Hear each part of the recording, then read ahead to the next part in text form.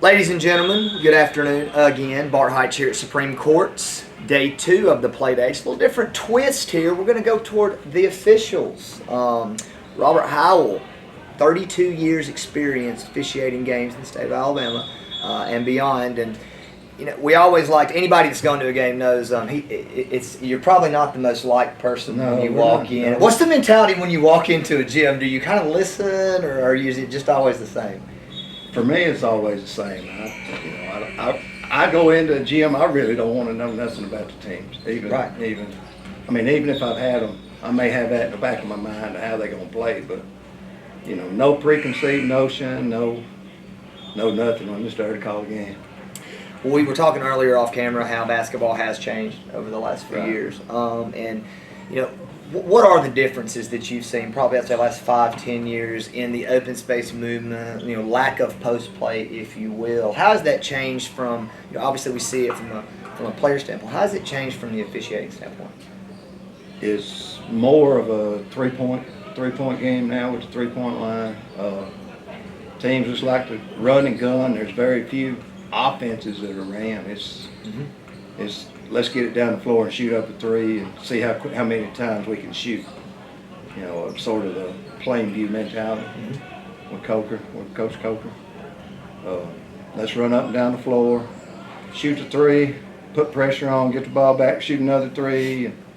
There's very few, like you say, no post play hardly no more. The players now are bigger, stronger, and faster than 5-10 years ago. I think they work at it more than probably we did when I was playing 40 years ago, but it's changed. Well, speaking of that, so the intricacies of basketball, like with that, speaking of the post play, because we're real focused on getting players to play off 2 feet, teaching, and is there a leeway? If a kid's just standing in the lane for 3 seconds, you tell them how to get out, you tell them to get out, you tell them to get out, but when a kid gets in the middle to a jump stop and there's things going around, is there any leeway with that 3 second if they're making a play possible? If he's making a play to go to the basket, you're going to give him a chance to finish the play. But once kids listen to this, parents listen to this. When he kicks it out, it's going to should be an automatic 3 second call. For the fact, we understand that nobody paid their money to come watch us referee. They paid to watch the kids play. But you've also got to understand that you come into the lane making a move, going to the hole, finish it. Because if you're going to kick it out 9 times out of 10, you're going to get a 3 second call on that. It's over the course, we talk about the rule changes here, there. How would a shot clock change the game for officials in high school if we had it in Alabama?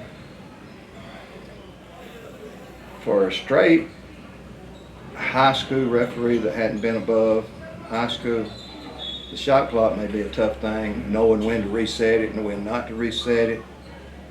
But if you've worked higher than high school, you're used to it, and it helps you keep the flow of the game going. And I think it would be a good thing for high school. Well, we talk about it. Implementation is obviously a thing, and I think everybody at the High School Athletic Association knows that it's the shot clock is where basketball is, and as teachers of the game, it's hard to teach time and score. It's hard to teach different things, especially for kids that are going to the next level without that shot clock. But with those things in the game changing, how do we? Because it's been a problem to recruit younger officials to come out. A lot of the reason is because of the way a lot of the fans act, and they feel like they are part of the game, when they're actually not. How do we recruit more young officials to get into it and stay into it 32 years? Any suggestions? Well, my thing is, and I've got a couple boys that I'm going to try to recruit for football coming up.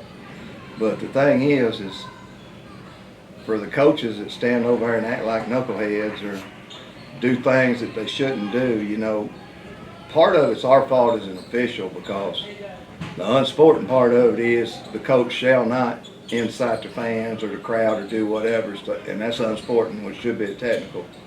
So we do a bad job of that, in my opinion. But I don't think really the majority of the kids now are so focused on what they're doing that I don't know that they want to do it. right out of school because you know, athletics and high school sports has become a year-round thing regardless of what sport it is. It's a year-round thing, so I think they're burnt out and don't want to do it right off the bat. I think everybody does need a little break here and there from time to time. But thank you for sitting down with us. It's a different angle, but you know, officials are part of the game. You know, I've always, as a player, as a coach, as just a lover of basketball, a good officiated game. Would you agree with me? Typically happens when no one even knows the official's there.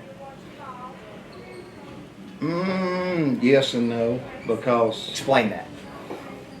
you know there's going to be calls coming down the game, and you know a lot of folks is going to say the block charge is the hardest call that there is. When really and truly, if we as an official is looking at what we're supposed to look at, that's the easiest call that can be made. But in one sense, yes, the officials don't need to be no's, but two, no, because you need to make that call when the time comes. Perfect answer. Kids out there, if you want to become a good official, talk to Mr. Robert Howe here. He's been doing it a long time, seen him doing a lot of games. I think you might have even done a couple of bars back in the day. But thank you for coming up and being a part of the Guntersville play dates today at Supreme Courts, and look forward to seeing you out there in the regular season. All right, thank you. Thank you, man.